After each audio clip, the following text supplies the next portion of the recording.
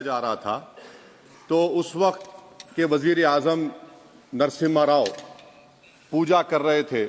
आप ही ने कहा और कहा कि वो डिस्टर्ब नहीं करना।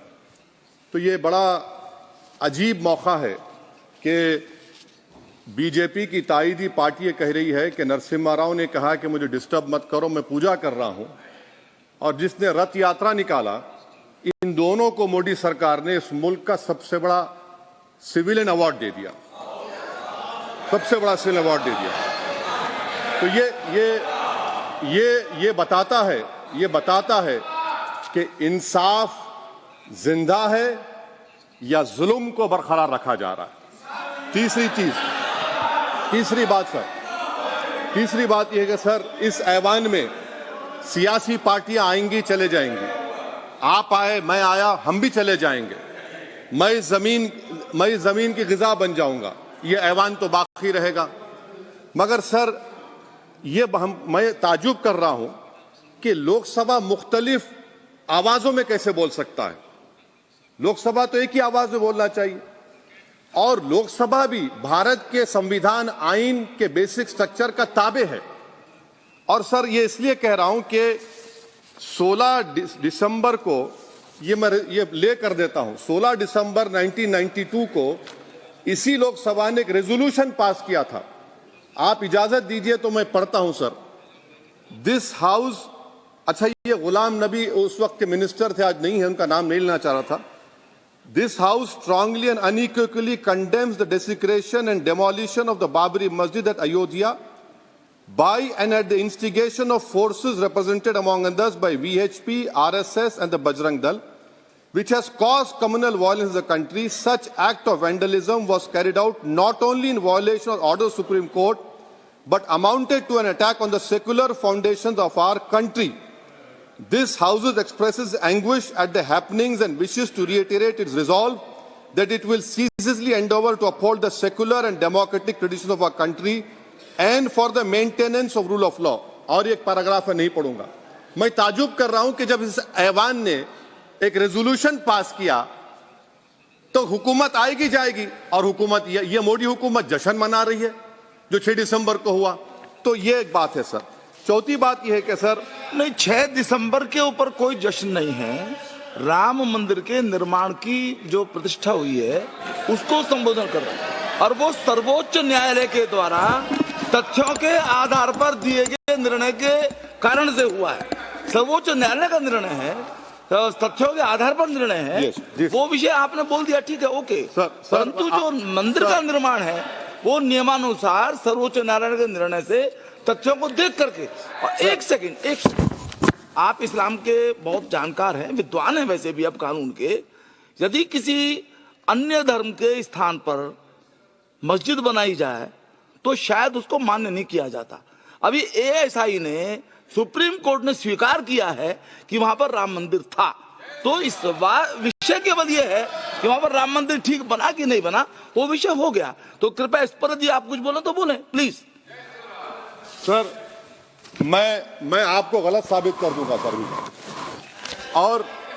और मैंने रुक तो जाइए बड़ी इज्जत के साथ सर, मैं आपकी बड़ी इज्जत करता हूं सर। आपको मैं कोट कर रहा हूं सुप्रीम कोर्ट का जजमेंट, पैराग्राफ 1222 रोमन 17, उसमें लिखा गया है, the destruction of the mosque took place in breach of the order of status quo and the assurance given to this court.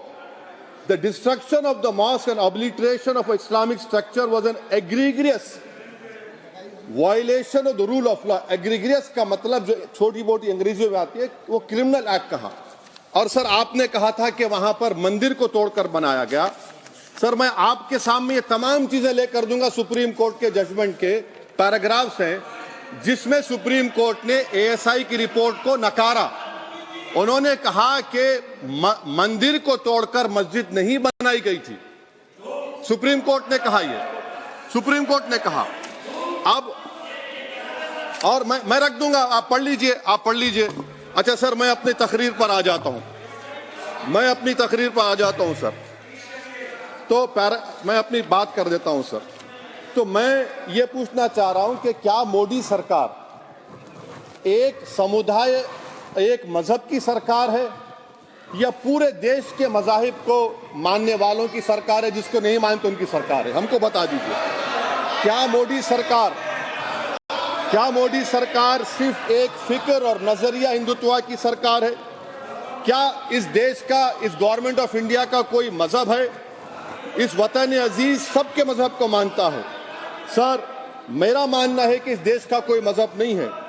क्या ये सरकार 22 जनवरी का पैगाम देकर ये बताना चाहती है कि एक मजहब को दूसरे मजहब के मानने वालों पर गलबा और कामयाबी मिली? क्या आइन इसकी इजाजत देता है? क्या ये पैगाम आप जब ऐवान से दे रहे हैं तो 17 करोड़ मुसलमानों को आप क्या पैगाम दे रहे हैं? ये मैं आप पर छोड़ता हूं। सर, 49 में धोखा हुआ, 86 में धोखा हुआ, 92 में धोखा हुआ, 2019 और 22 में भी इस ऐवान के जरिए हमको धोखा दिया जा रहा है। और अफसोस के साथ कहना पड़ता है सर कि मुस्लिम अक़लियत को हमेशा ये कहा गया कि तुमको भारत के शहरी बरकरार रहने के लिए एक बहुत बड़ी कीमत तुमको चुकानी पड़ेगी, और हम पर इल्जाम लगा दिया गया। सर, क्या मैं बाबर का स्पोक्स पर्सन हूं? क्या मैं जिना का स्पोक्स पर्सन हूं? क्या मैं औरंगजेब का स्पोक्स पर्सन हूं? बताइए सर, आखिर मैं कहां तक आप मुझे लेकर जाएंगे? दूसरी बात यह है सर, दूसरी बात यह है कि फिर 6 दिसंबर के बाद देश में फसाद हुआ, नौजवानों को टाडा में डाला गया जो बूढ़े होकर निकले। यकीनन आपकी सरकार नहीं थी, आपकी सरकार नहीं थी। अच्छा, बल्कि मैं तो मर्यादा पुरुषोत्तम राम की इज्जत करता हूं, मगर मैं नाथूराम गोडसे से नफरत करता हूं। मेरी नस्लें नफरत करती रहेंगी क्योंकि नाथूराम गोडसे ने उस शख्स को गोली मारी जिसके जबान से आखिरी लफ्ज निकले हे राम। सर, छठी बात यह है कि 87 में मलियाना हाशिमपुरा हुआ, 83 में नेल्ली हुआ, 44 में जम्मू में नस्ल कशी हुई, 2022 में हल्दीवानी में कत्ल हुआ। इतने धोखे सबसे बड़े किसको दिए गए? असदुद्दीन ओवैसी को दिए गए। मगर फिर भी मुझसे ही कहा जाता है कि वफादारी को तुम साबित करो अपनी ओवैसी। सर, आज भारत के 17 करोड़ मुसलमान अपने आप को अजनबी और एलिनेट महसूस कर रहे हैं। मैं बहुत बड़ी नाइंसाफी होती है सर, ये कोई तारीखी नाइंसाफी को इंसाफ नहीं किया जा रहा है। स्पीकर बल्कि सर, अंग्रेजी में स्पीकर सर, केवल एक प्रश्न का जवाब ओवैसी साहब दे दें कि बाबर को वो आक्रमणकारी मानते हैं या नहीं मानते हैं? पुष्पमित्रा संघा को आप क्या मानते हैं? बताओ, पुष्पमित्रा संघा को आप क्या मानते हैं? जम्मू के वो, कश्मीर के वो राजा को क्या मानते हैं जिसके पास एक फौज थी मंदिरों को तोड़ने के लिए? आप क्या मानते हैं? यही तो मैं कह रहा हूं कि निशिकांत दुबे 47 में आजादी मिली, असदुद्दीन ओवैसी से बाबर की बात पूछ रहे हैं। तुम गांधी की बात पूछते, तुम बोस की बात पूछते, तुम जलियांवाला बाग की बात पूछते, तुम काला पानी में जो मुसलमान शहीद हो गए उनकी बात पूछते, मगर बाबर की बात पूछी जाती है। तो सर, मैं आपको बता रहा था, खामखा डिस्टर्ब किए सर, मुझे मेरा वक्त ले लिए निशिकांत दुबे। सर, मैं आपसे कह रहा था, मोदी हुकूमत ये पैगाम दे रही है भारत के मुसलमानों को कि जान बचाना है या इंसाफ चाहते हो। मैं कह रहा हूं, मैं भीख नहीं मांगूंगा, मैं इस नंगी तासुब को कबूल नहीं करूंगा, मैं दूसरे दर्जे के शहरी के मौक़िफ़ को कबूल नहीं करूंगा, मैं अपनी शनाख्त को नहीं मिटने दूंगा। अब मैं झूठी और दिल फरेब बातों पर हरगिज भरोसा नहीं करूंगा। मैं वो काम नहीं करूंगा जो बीजेपी और नाम निहाद सेकुलर पार्टियां चाहती हैं। मैं वो काम करूंगा जो आपको पसंद नहीं है, संविधान के दायरे में रहकर। सर, कंक्लूजन में मैं आपको बताना चाहता हूं कि आज इस देश को किसकी जरूरत है? इस देश को अयोध्या में, तारीख शायद नहीं पढ़ते होंगे, मौलाना अमीर अली कौन थे? पुजारी बाबा रामचरण दास कौन थे? अयोध्या के पुजारी थे। दोनों ने मिलकर अंग्रेजों के खिलाफ जंग लड़ी थी और दोनों ने, अंग्रेजों ने इनको गिरफ्तार किया और एक पेड़ पर मौलाना अमीर अली को और पुजारी रामचरण दास को फांसी दे दी गई। देश को इनकी जरूरत है। देश को शंभू प्रसाद, अचन खां, ये राजा देवी बख्श सिंह के फौज में थे, अंग्रेजों से मुकाबला किया, मुसलमान की लाश को जला दिया गया और शंभू प्रसाद को दफना दिया गया। इस देश को यह जरूरत है, देश को बाबा मोदी की जरूरत नहीं है। आज भारत को अयोध्या के मौलाना अमीर अली और रामचरण दास, अचन खान, शंभू खान की जरूरत है। सर, मैं अभी सुन रहा था ये नाम निहाद सेक्युलर पार्टियों के बयानात को। क्या होता है सर, आप खत्म कर रहा हूं, क्या होता है सर, जब काजी साहब गवाहों को लेकर दुल्हन के पास जाते कि तुमको निकाह कबूल है, तो दुल्हन शर्मा के खामोश बैठ जाती। तो इनकी खामोशी रजामंदी की अलामत है। जी जी। तो सर, मैं खत्म करने से पहले ये बताना चाह रहा हूं कि जब वजीर आजम जवाब देंगे तो क्या वो भारत के 140 करोड़ जनता के लिए जवाब देंगे या फिर सिर्फ हिंदुत्व की फिक्र रखने वालों का जवाब, मैं खत्म कर जवाब देंगे। मैं ये देश, दुनिया, मुसलमान देख रहा है। सर, मैं आपको ये भी बताना चाह रहा हूं, आखिर में कंक्लूड कर रहा हूं सर, 1 मिनट चाहिए, 1 मिनट चाहिए सर।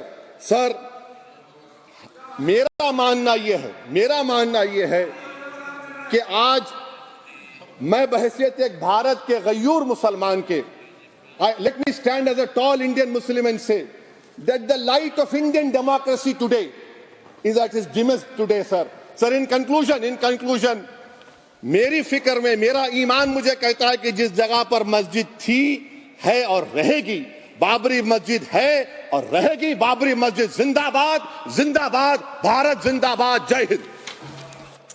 सबको जोड़ने की बात की जाए वो बेहतर है। जी, श्री बीबी पाटिल जी। अच्छा, सॉरी। स्पीकर सर, बहुत बहुत धन्यवाद। जैसे जैसे भारत विकास और आध्यात्मिक के जादुई पथ की ओर बढ़ रहा है, प्लीज माननीय गृह मंत्री जी।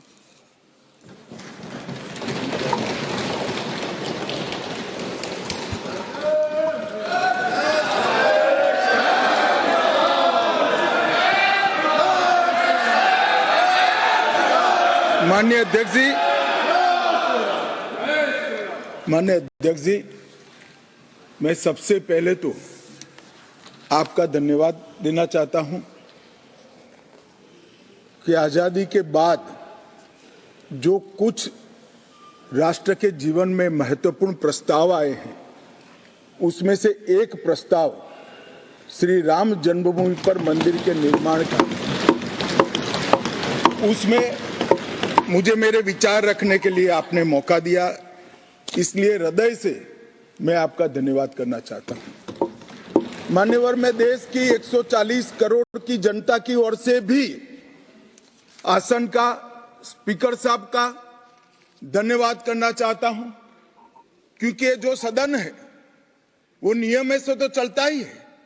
हर चर्चा नियमों से बंधी हुई होती है, संविधान से बंधी हुई होती है, परंतु एक मायनों में ये सदन जन चेतना का, जनता की आकांक्षाओं का और जनता की इच्छाओं की प्रवक्ता बनने का भी सदन का दायित्व है, और आज ये हो रहा है। 140 करोड़ के देश में और दुनिया भर में बैठे हुए राम भक्त जो 22 जनवरी के बाद एक अद्भुत आध्यात्मिक चेतना का अनुभव कर रहे हैं, इसको वाचा देने के लिए आपने समय दिया, इसलिए देश आपका हमेशा के लिए आभारी रहेगा। मान्यवर, मैंने आज किसी का जवाब नहीं देना है।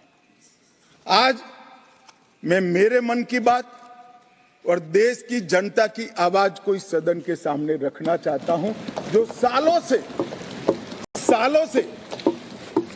सालों से कोर्ट के कागजों में दबी हुई थी। नरेंद्र मोदी जी के प्रधानमंत्री बनने के बाद उसको आवाज भी मिली, अभिव्यक्ति भी मिली। मान्यवर, 22 जनवरी का दिन, भले कुछ लोग कुछ भी कहे, मैं स्पष्ट रूप से देख रहा हूं 22 जनवरी का दिन 10 सहस्त्र सालों के लिए ऐतिहासिक दिन बनने वाला है, ये सबको समझकर चलना चाहिए। मान्यवर, जो इतिहास को पहचानते नहीं, ऐतिहासिक पलों को पहचानते नहीं, वो अपने अस्तित्व को, अपने वजूद को कहीं ना कहीं खो देते हैं। मैं आज फिर से एक बार कहने वाला हूं मान्यवर कि 22 जनवरी का दिन 10 सहस्त्र से भी अधिक सालों तक इस देश का इतिहास एक दिन है। मान्यवर 22 जनवरी का दिन 1528 से शुरू हुई एक संघर्ष और अन्याय के सामने लड़ाई का एक आंदोलन के अंत का दिन है। 1528 से चली हुई ये न्याय की लड़ाई यहां पर समाप्त। मान्यवर 22 जनवरी का दिन करोड़ों भक्तों के आशा आकांक्षा और सिद्धि का दिन है। उनकी आज आशा आकांक्षाएं सिद्ध हुई है। मान्यवर 22 जनवरी का दिन भारत की, समग्र भारत की, मैं चाहूंगा कि समग्र भारत पर पूरा सदन गौर करे।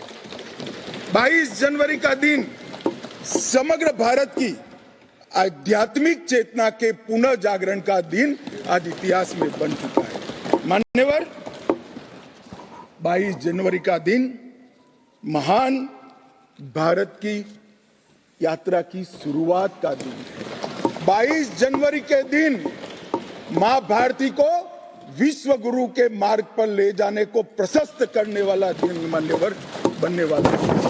मान्यवर ये देश की कल्पना राम और रामचरित्र के बगैर कर ही नहीं सकती।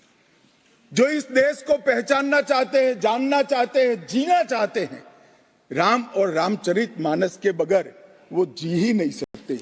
राम का चरित्र और राम ये देश के जनमानस का प्राण है।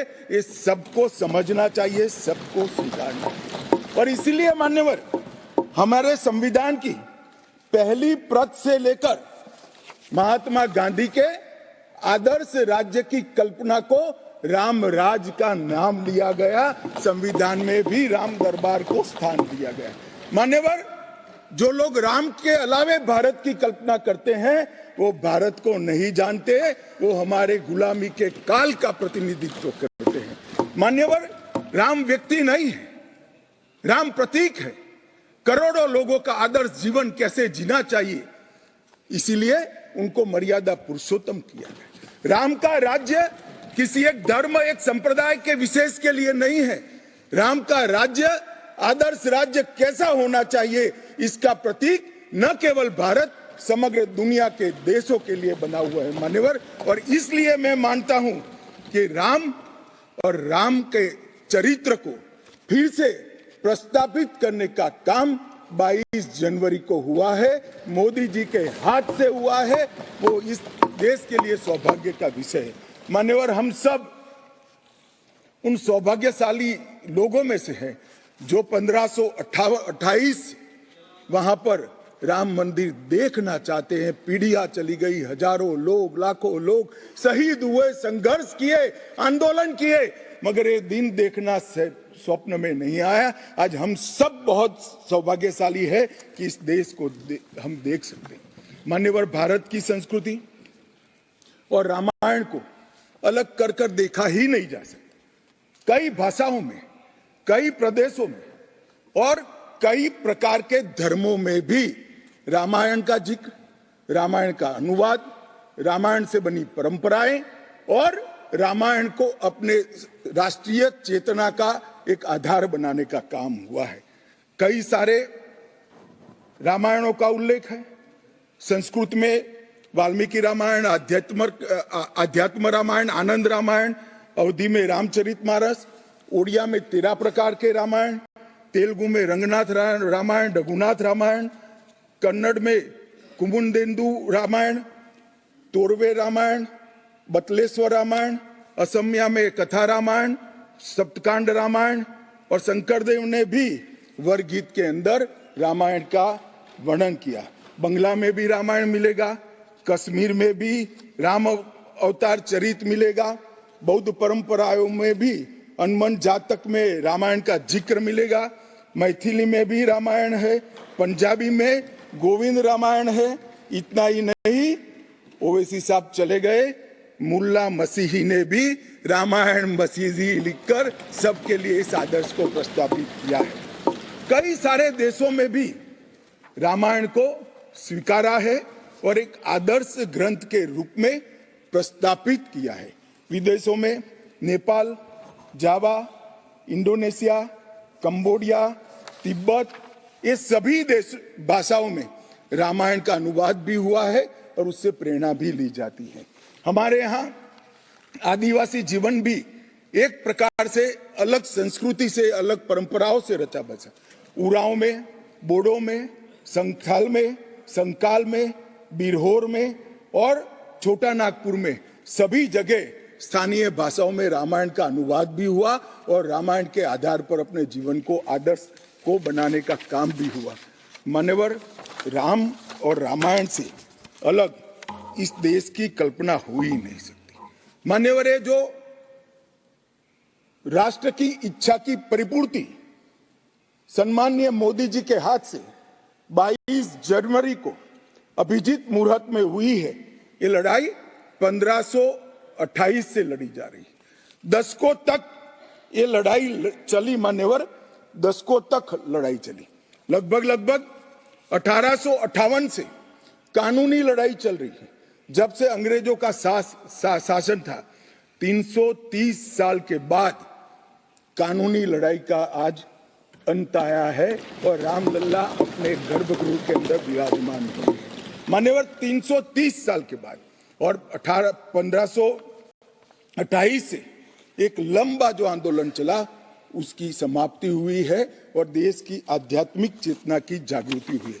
मान्यवर, मैं इतना ही कहना चाहता हूं, ये आंदोलन से अनभिज्ञ होकर कोई इस देश के इतिहास को पढ़ ही नहीं सकता।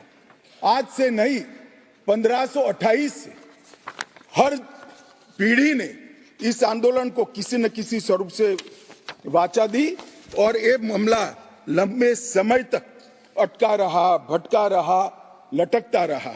आज मोदी जी के समय में ही इसको परवान चढ़ना था, ये स्वप्न को सिद्ध होना था और आज देश स्वप्न सिद्ध होता हुआ दिखा है। माननीय राम जन्मभूमि का जो इतिहास है ये बहुत लंबा है। अनेक राजाओं, संतों, निहंगों, अलग अलग संगठनों और कानून विशेषज्ञों ने ये लड़ाई में योगदान दिया है। मैं आज ये 1528 से 22 जनवरी 2024 तक की संपूर्ण कानूनी और युद्धों की और आंदोलनों की लड़ाई को, इस सभी योद्धाओं को बहुत विनम्रता से स्मरण करना चाहता हूं और उनकी लड़ाई जब आज समाप्त हुई है तब मुझे विश्वास है मान्यवर, वो जहां भी होंगे बड़ी आनंद की अनुभूति करते होंगे, अपनी श्रद्धा को चरितार्थ करने की अनुभूति करते होंगे। गिलहरी के समान कई लोगों ने अपना योगदान दिया और मान्यवर, ये राम सेतु जो बनना था 1528 से 22 जनवरी 2024 तक का, ये सेतु का भूमि पूजन भी नरेंद्र मोदी जी ने किया और प्राण प्रतिष्ठा भी नरेंद्र मोदी जी के। मान्यवर, 1990 में जब ये आंदोलन ने गति पकड़ी, उसके पहले से ही भारतीय जनता पार्टी का ये देश की जनता को वादा था। हमने पालमपुर कार्यकारिणी के अंदर हमने एक प्रस्ताव पारित कर कहा था कि राम मंदिर का निर्माण, इसको कोई एक धर्म के साथ नहीं जोड़ना चाहिए, ये देश की चेतना की पुनर्जागृति का आंदोलन है। इसलिए हम राम जन्मभूमि को मुक्त कराकर, कानूनी रूप से मुक्त कराकर वहां पर राम मंदिर की स्थापना करेंगे। अब इस देश में प्रॉब्लम क्या है साहब? जब चुनाव में घोषणा पत्र में लेते हैं तो कहते हैं चुनाव में वोट प्राप्त करने के लिए लिया, चुनावी वादा है। ये भाजपा ऐसे ही वादे करती है, 370 हो, राम जन्मभूमि हो, यूनिफॉर्म सिविल कोड हो, ट्रिपल तलाक समाप्त करना हो। अब ये कहते हैं आप ऐसे ही वादे करते हैं और ये वोट प्राप्त करने का जरिया होता है, और जब हम इसको पूरा कर देते हैं तो बड़ी खिलाफत करते हैं। मैं आज भी कहता हूं, भारतीय जनता पार्टी और हमारे नेता नरेंद्र मोदी जी मान्यवर जो बोलते हैं, जो कहते हैं, वो करते हैं। हमारी पार्टी का चरित्र है और ये कोई छिपी हुई बात नहीं है। किस चीज का आक्रोश?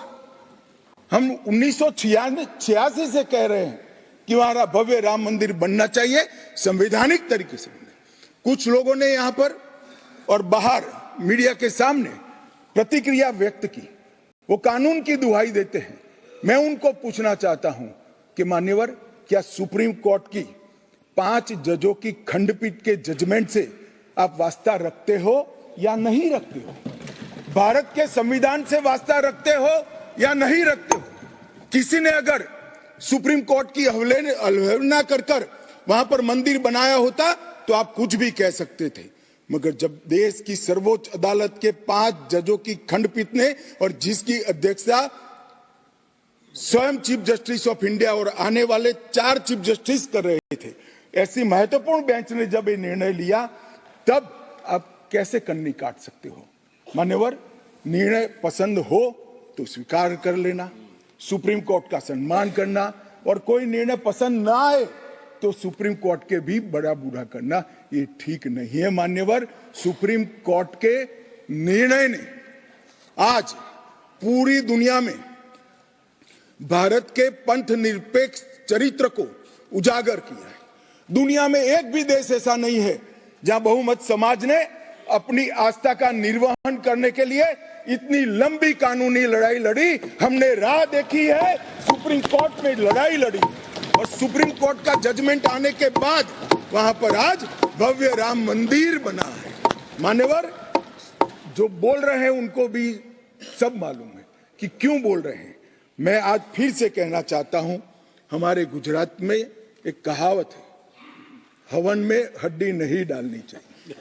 पूरा देश जब आनंद में डूबा है, पूरा देश आध्यात्मिक चेतना की जागृति का अनुभव हो रहा है, भैया स्वागत कर लो, साथ में जुड़ जाओ, इसी से देश का भी भला है और सबका भला है। मान्यवर, एक लंबी लड़ाई के बाद स्थगितता में पड़े हुए मामले को नरेंद्र मोदी जी ने एक युग परिवर्तन करने के लिए, जब मोदी जी को देश की जनता ने लंबे समय के बाद और कांग्रेस के बगैर किसी दल ने पहली बार पूर्ण बहुमत के साथ प्रधानमंत्री बनाना, तब से ये लड़ाई शुरू हुई।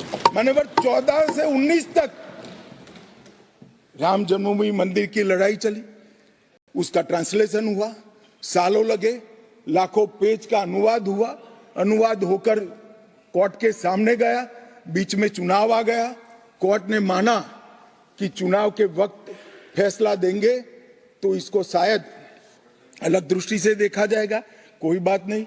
चुनाव के बाद फिर से मोदी जी आ गए और फिर केस चला, और अंततोगत्वा जब कोर्ट ने न्याय किया, तब 5 अगस्त 2020 को 19 को मोदी जी ने इसकी नींव रखकर इसकी शुरुआत। मान्यवर, ये जो 20 से 24 की यात्रा है, वो 20 से 24 की यात्रा भी समझनी चाहिए। राम जन्मभूमि का आंदोलन ऐसे ही नहीं चला, इसके साथ हर गांव, हर घर में, हर करोड़ों राम भक्त, अनेक संगठन, भारतीय जनता पार्टी, राष्ट्रीय स्वयंसेवक संघ समेत घर घर गए, शिला लेकर गए, पूजा की, और वो पत्थर को राम मंदिर की शिला बनाकर अयोध्या तक पहुंचाने का काम। करोड़ों लोगों ने अपनी श्रद्धा, अपनी इच्छा संवैधानिक तरीके से, शांतिपूर्ण तरीके से अयोध्या पहुंचाई, और सुप्रीम कोर्ट ने जब जजमेंट दे दिया, निर्णय दे दिया, तब जाकर राम मंदिर के निर्माण की शुरुआत हुई। अडवाणी जी ने सोमनाथ से अयोध्या यात्रा भी की, और इसके साथ साथ निहंगों ने शुरू करी हुई लड़ाई, अशोक सिंघल जी जो चरम सीमा पर ले गए थे, अडवाणी जी ने जन जागृति की, और मोदी जी ने जन आकांक्षा की पूर्ति कर कर एक आध्यात्मिक चेतना का जागरण कर दिया। मान्यवर, ये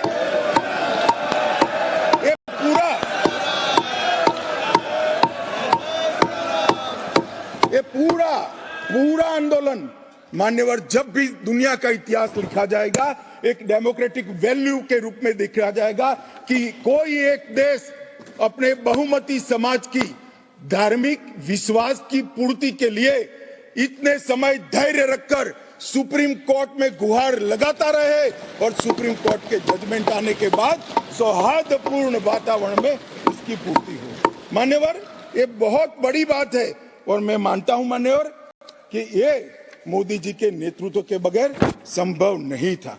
मान्यवर, मैं इतना ही कहना चाहता हूं कि जब राम मंदिर का निर्माण हो रहा था तब और जब जजमेंट आया तब कई लोग आगाज लगा रहे थे, कई लोग अनुमान कर रहे थे इस देश में रक्तपात हो जाएगा, इस देश में दंगे हो जाएंगे, इस देश में धर्म के बीच में बड़े विवाद होंगे। मगर मैं आज इस सदन को कहना चाहता हूं, ये भारतीय जनता पार्टी की सरकार है, नरेंद्र मोदी इस देश के प्रधानमंत्री। कोर्ट के जजमेंट को भी जय पराजय की जगह सबकी मान्य न्यायालय के आदेश में परिवर्तित करने का काम मोदी जी के दूरदर्शी विचार में। और उसके बाद जब समय आया, निर्माण के बाद जब समय आया मान्यवर, उनको न्योता मिला कि वो आकर भूमि पूजन करें। 130 करोड़ की जनता के वो जनप्रतिनिधि हैं।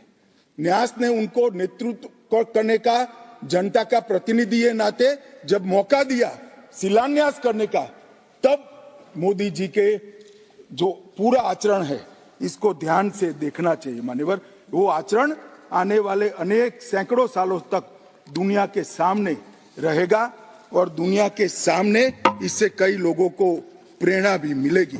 मान्यवर, हम सब ने आचार्य गोविंद देव गिरि जी ने जो वक्तव्य दिया वो सुना है।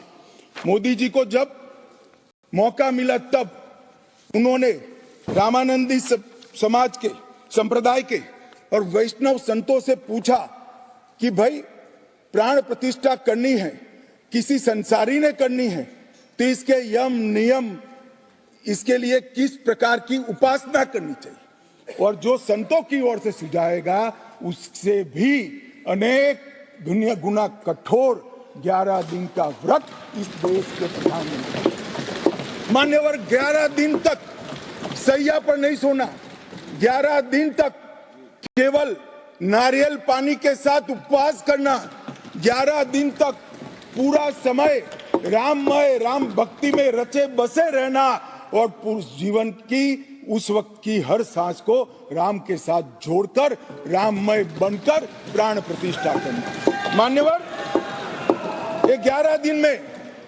मां सबरी, गिलेरी, वानर, भालू, जटायु, ये सब के साथ जुड़े हुए देश भर में जो राम के स्थान थे, वहां जाकर राम के काज के लिए गिलेरी जैसा भी योगदान देने वालों को श्रद्धा पूर्वक प्रणाम करने का काम इस प्रधानमंत्री। राम मंदिर का जब भूमि पूजन का समय आया, कोई पॉलिटिकल नारे नहीं लगाए, ना मोदी जी ने इसका नेतृत्व पॉलिटिकली किया, ना हमारी पार्टी ने किया।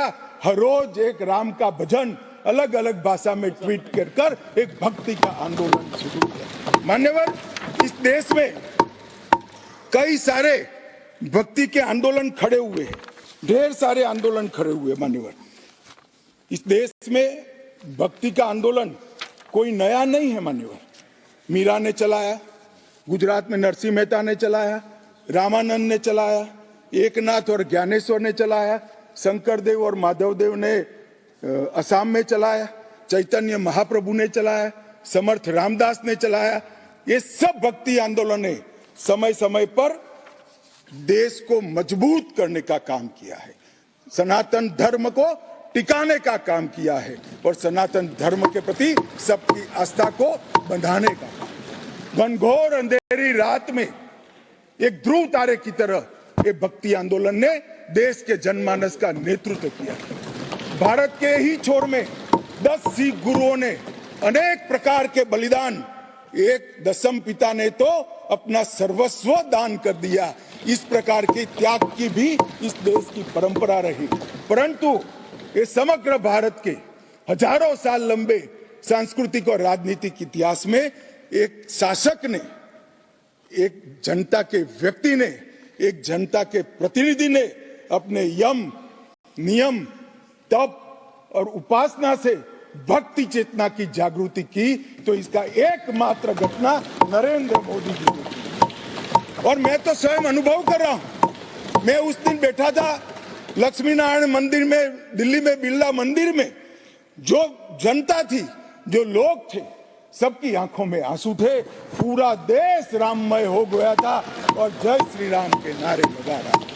मान्यवर मोदी जी ने बड़ी शालीनता के साथ विजय के, पराजय के कोई भाव के बगैर जय श्री राम के युद्ध के नारों से पूरी दुनिया जानती है। जय श्री राम की वानर सेना का युद्ध का घोष था, पूरी दुनिया जानती है। जय संघर्ष चला तब जय श्री राम चला, और मंदिर बना तो जय सिया राम हो गया। संघर्ष से भक्ति की ये यात्रा पूरे देश को आगे ले जाने वाली यात्रा है। मान्यवर,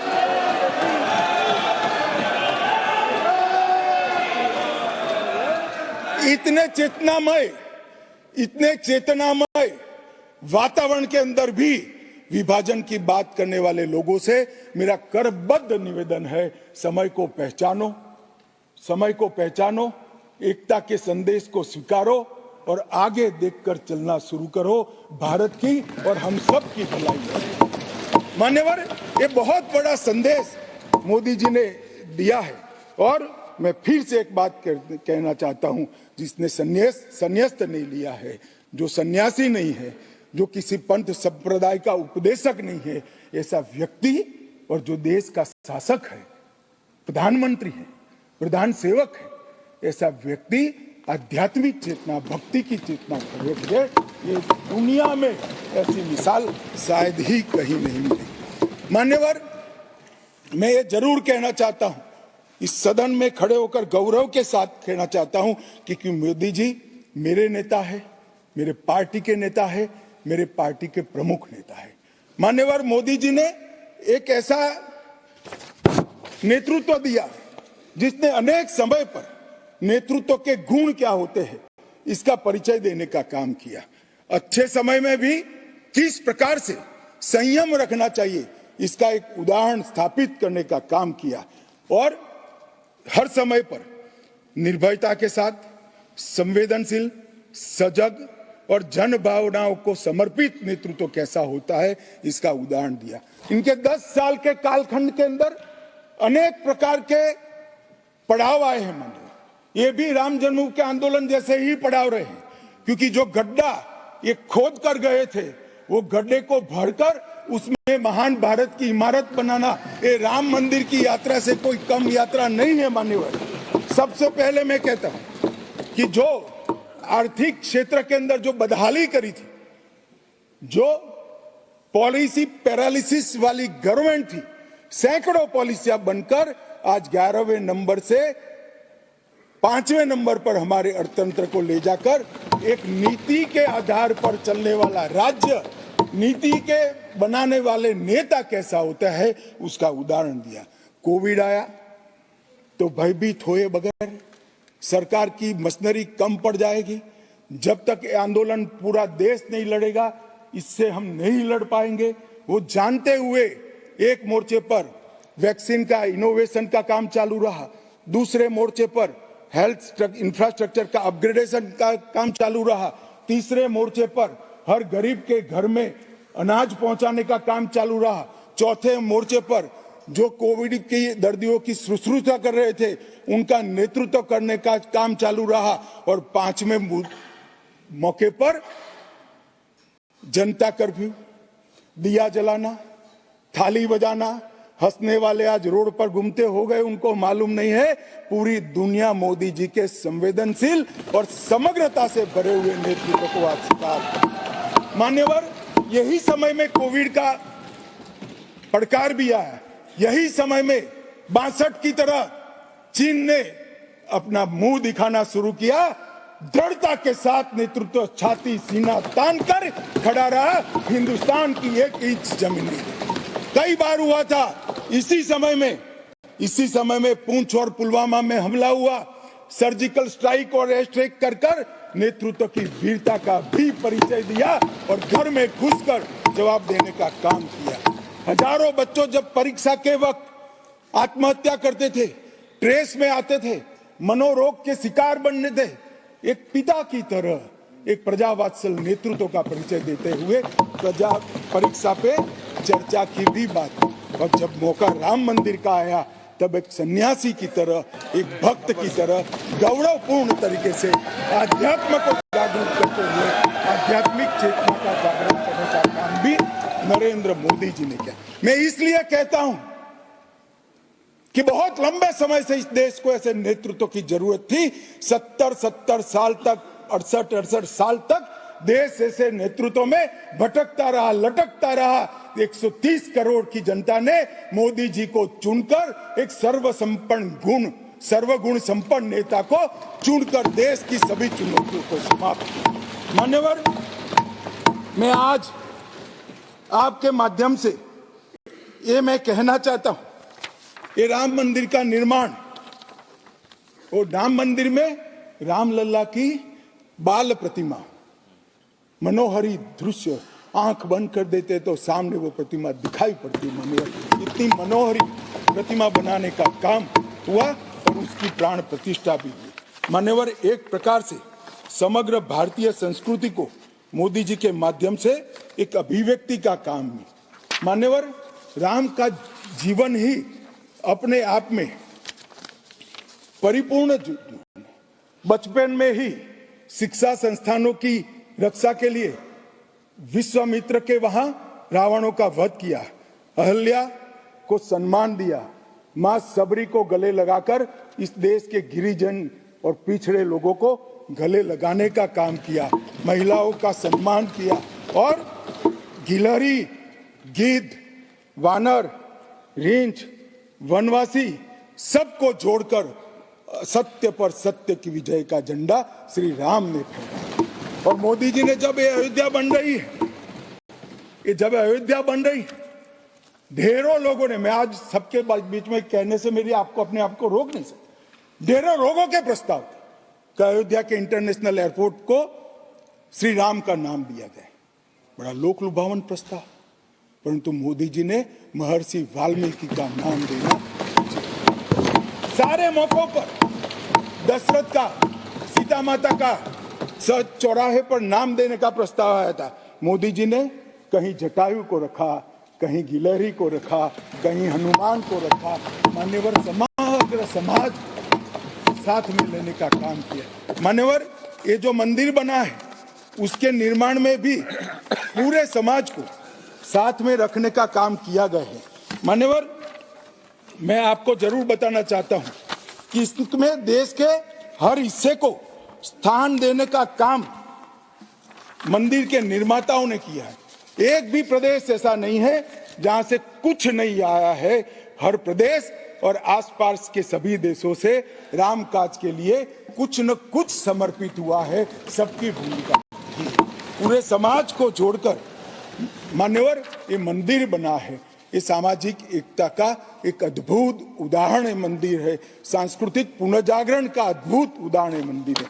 मान्यवर, अयोध्या में राम मंदिर विध्वंस के सामने विकास का विजय है। मान्यवर, अयोध्या में राम मंदिर धर्मांधता के सामने आध्यात्मिकता और भक्ति का विजय। मान्यवर, भारत के गौरवमय युग की ये शुरुआत है।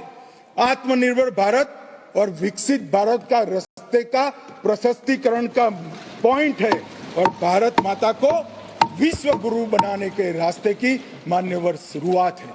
मैं जरूर मानता हूं कि सालों से, सदियों से इस देश के प्रेरणा पुरुष रहे, जिनके चरित्र से न केवल इस देश, पूरी दुनिया संदेश लेती है, ऐसे प्रभु श्री राम को मूर्ति का अपने निज घर में स्थापन से इस देश का जो नया युग शुरू हुआ है ये बहुत शुभांकर होगा और आने वाले दिनों में 2024 में भी मोदी जी के नेतृत्व में यहाँ सरकार बनेगी और ये शुभांकर शुरुआत हुई है, उसको गंतव्य स्थान पर ले जाने का काम करेगी। मान्यवर, मेरा बहुत बहुत धन्यवाद। मेरे शब्द और विचार